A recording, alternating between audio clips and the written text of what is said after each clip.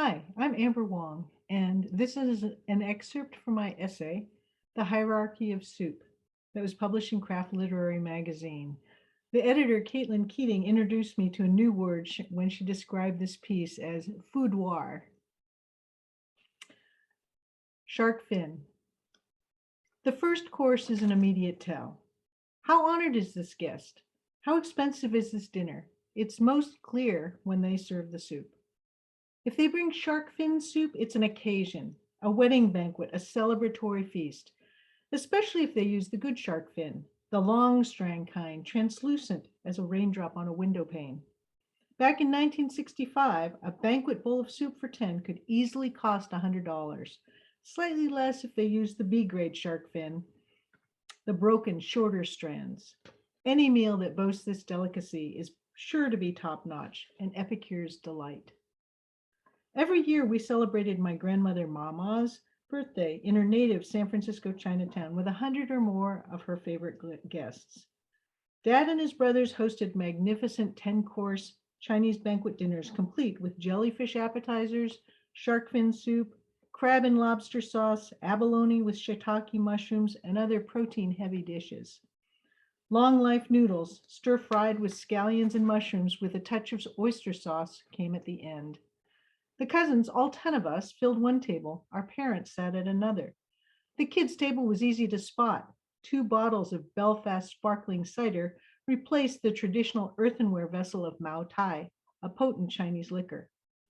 Nameless Chinese elders, festive in silk and jade, chattered in Cantonese all around us, and we, fourth-generation Chinese American denizens of the Bay Area suburbs, understood little, if any, of it.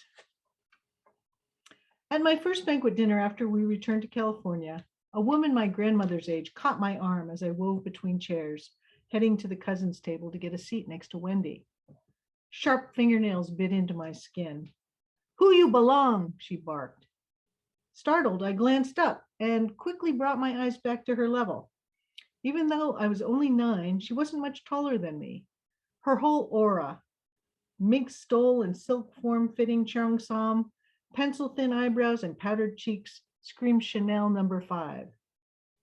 I had to be polite.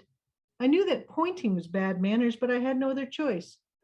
Gingerly, I pointed to the round banquet table where my parents were standing, smiling and joking with other guests. Her eyes followed, and she broke into a toothy smile. "Ah, Annie, you Annie girl? You're Arnie's daughter?" I nodded. She quickly released me. Bobbing her head, she softly patted my shoulder. "Good, good. Happy birthday, your grandma." Part of my inheritance was a lust for shark fin soup. Because Mama preferred it, it must be the best. I never once thought about the ethics of shark finning, the barbaric practice of lopping off the fins and tossing the maimed sharks, immobile and suffocating, back into the water. I never considered the concentrations of methylmercury, a powerful neurotoxin found at levels well above the World Health Organizational guidelines. I never thought about extinction. Back then, I reveled only in the texture and symbology, unaware that hours of preparation were needed to soften the cartilage and rigid protein fibers to the right consistency. Not crisp like a bean sprout or chewy like a tentacle, shark fin provides a subtle yielding undertooth, the nuanced texture of caviar. Along with hints of chicken, bamboo, and shiitake absorbed from the velvety broth, shark fin carries the message: we are rich. Bird's nest. Second best, but still exquisite, is bird's nest soup. Bird's nests are less expensive than shark fin, and according to Mom, the soup is less difficult to make. So although it's slightly less impressive, it's a capable substitute if shark fin's not available, and a solid choice when the honored guest prefers it. The nests used in the soup are formed from the hardened saliva of cave swiftlets. Soaked in water overnight, they deconstruct into a tangle of beads. Bird's nest, like shark fin, is almost flavorless, prized for its texture. Also, as with shark fin, there are 2 grades: bird's nest that is clear, firm, and nubbly on the tongue, and bird's nest faintly gelatinous, that contains tiny black specks. Those black specks are feathers. In the hierarchy of soup, the fewer feathers, the better. From the moment we returned to California and embarked on our newly privileged lives, we had an imperative. Show we have class. Show that we've made it. For my American-born parents, already steeped in American social constructs and mores, chafing at being miscast as ignorant foreigners, this was a step beyond. We would show ourselves as erudite, perfect Americans. That's when I was trained to think of soups like diamonds. Quality mattered. Look at my ring, Mom said, holding out her hand.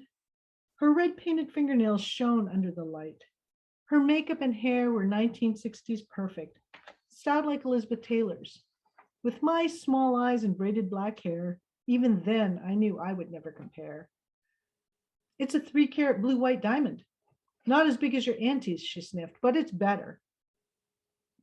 Eagerly, I rocked her fingertips back and forth to watch the diamond sparkle. I frowned.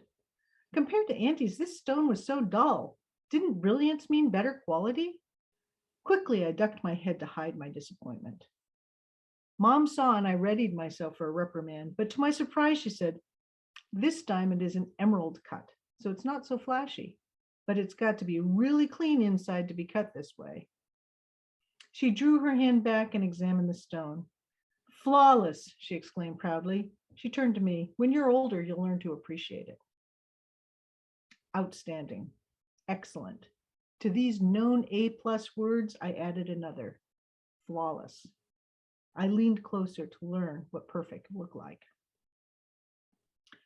The idea of eating bird saliva never fazed me. Besides, I loved the flavor. I never considered how difficult it must be to collect nests after the young had fledged and left. Never considered the danger of climbing high into caves to gently pry them from cave walls. I never thought about who had to skim out the feathers. I never thought about the ethics of bird's nest versus shark fin, only that both were rare. Now that I know that bird's nest is sustainable, with each nest taking only 35 days for a male swiftlet to construct, I like it even more. Back then, I knew that bird's nest soup, combined with clear leafy fungus for texture, was my favorite soup. I also knew I should keep this to myself. By admitting my preference for second best, I'd be revealing a weakness, a lack of sophistication, a fault in not demanding the best. It would reflect on my internal character, settling for less than what I could be. I'd be a disappointment. I'd never deserve another bowl of shark fin again. Thank you.